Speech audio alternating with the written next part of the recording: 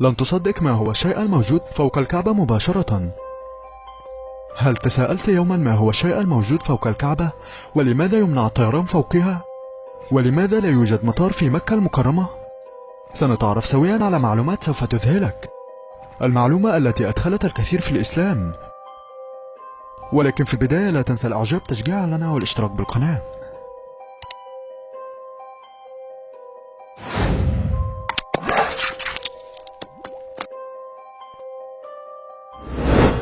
الكعبة المشرفة هي مركز الأرض، وأول من حدد مكان الكعبة هم الملائكة عندما تم وضع قواعد بيت الله الحرم في مكة المكرمة.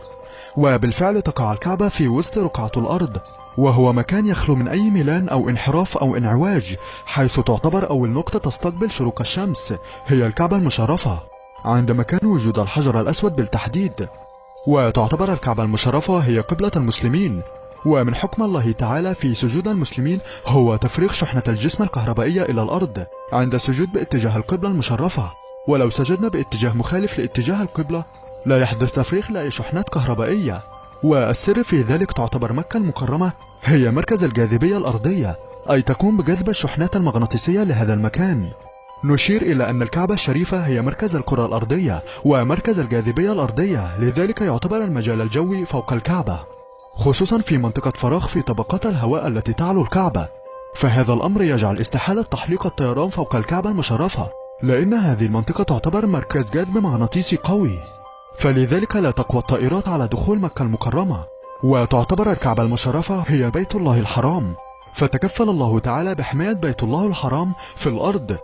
والجدير بالذكر إن الكعبة المشرفة هي نور الأرض، حيث يخرج نور من الكعبة ويعبر الفضاء الخارجي عابرا للسماء.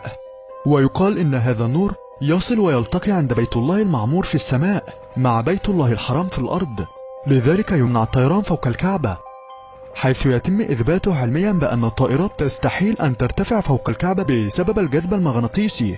والأمر الآخر هو قدسية مكان الكعبة المشرفة، حيث يشعر المرء بالهدوء والطمأنينة أثناء طوافه بالكعبة، فينشغل المرء بالتقرب لله تعالى ويستشعر عظمة المكان الذي هو فيه، ولا ينشغل بصوت الطائرات وهي تحلق، فكل العباد مشغولة بعبادة الله تعالى. فهو مكان آمن لا يوجد فيه إزعاج وضوضاء تقلق راحة المسلم. فسبحان الله، لأنه من يدخل الكعبة يشعر بطمأنينة وراحة لا مثيل لها.